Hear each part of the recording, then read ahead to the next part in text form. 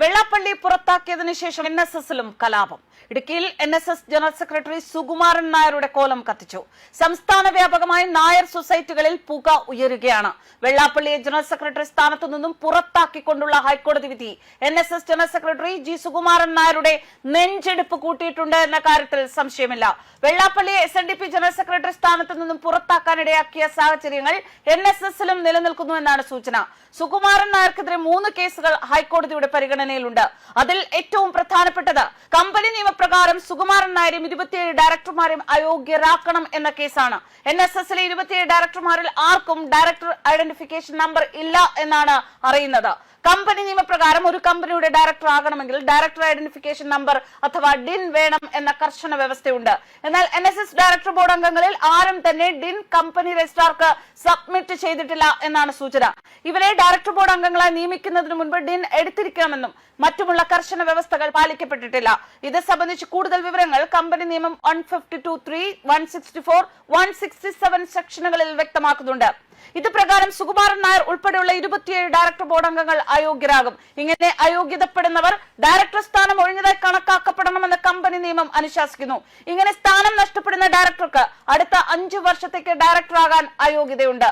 നിലവിൽ NSSൽ ഇത്തരമൊരു പ്രതിസന്ധി നേരിടുന്ന സുകുമാരൻ നായർ പ്രതിസന്ധി മറികടക്കാനാണ് കമ്പനി നിയമം NSSന് ബാധകമല്ല എന്ന് സംസ്ഥാന സർക്കാരിനെ തെറ്റിദ്ധരിപ്പിച്ച് സമ്മർദ്ദം ചെലുത്തി പിണറായിയെ താങ്ങുന്നത് എന്നാണ് സംസാരം.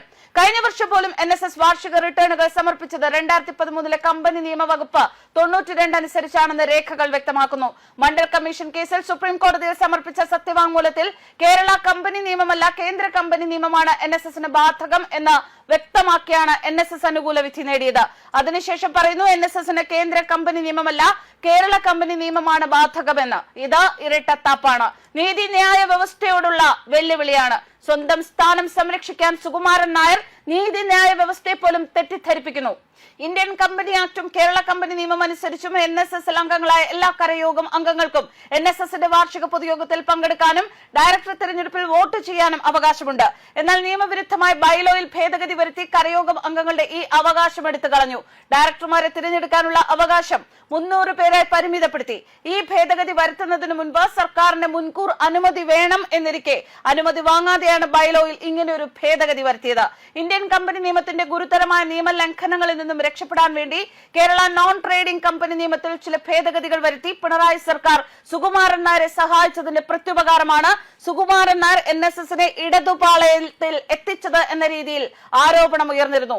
കേരള നോൺ ട്രേഡിംഗ് കമ്പനി നിയമത്തിൽ ഭേദഗതികൾ വരുത്തിയതുമായി ബന്ധപ്പെട്ട് ഹൈക്കോടതിയിൽ കേസുകൾ നിലനിൽക്കുമ്പോഴാണ് സംസ്ഥാന സർക്കാർ കേരള നോൺ ട്രേഡിംഗ് കമ്പനി റെഗുലേഷൻസിൽ ചില ഭേദഗതികൾ വരുത്തി 2025 നവംബർ 8 ഗസറ്റ് വിജ്ഞാപനം ഇറക്കി NSSനെ സഹായിച്ചത് എന്നും ആരോപണം ഉയരുന്നു. വെള്ളാപ്പള്ളിയും സുകുമാരൻ നായരെയും സംരക്ഷിക്കുവാനും സഹായിക്കുവാനും പിണറായി സർക്കാരും കേരള നോൺ ട്രേഡിംഗ് കമ്പനി രജിസ്ട്രാറും IG രജിസ്ട്രേഷനും ചേർന്ന് നടത്തിയ ഗൂഢപദ്ധതിയാണ് വെള്ളാപ്പള്ളി ജനറൽ സെക്രട്ടറി സ്ഥാനത്തു നിന്നും പുറത്താക്കിയതിലൂടെ പൊളിഞ്ഞത്. മാറി മാറി സംസ്ഥാനം ഭരിച്ച LDF UDF സർക്കാരാണ് G സുകുമാരൻ നായരെയും വെള്ളാപ്പള്ളി നടേശനെയും കേരള രാഷ്ട്രീയത്തിന്റെ ഗതിവിഗതികൾ നിർണ്ണയിക്കുന്നതിനുള്ള നിലയിലേക്കുള്ള ഇടപെടലുകൾ നടത്താനുള്ള സാഹചര്യം ഒരുക്കി കൊടുക്കുന്നത്. അവരത് വേണ്ട പോലെ ഉപയോഗിക്കുന്നു. ഇരു മുന്നണികളിലും തിണ്ണനിരങ്ങികളായ ചില നേതാക്കന്മാർ ഉള്ളപ്പോൾ 2 സമുദായ നേതാക്കന്മാരും ഇനിയും സർക്കാരുകളെ നിയന്ത്രിക്കുന്ന അവസ്ഥ ഉണ്ടായേനെ. അതാണ് ഹൈക്കോടതി വിധിയിലൂടെ ഇല്ലാതാകുന്നത്. ന്യൂസ് ഡെസ്ക് കർമ്മ ന്യൂസ്.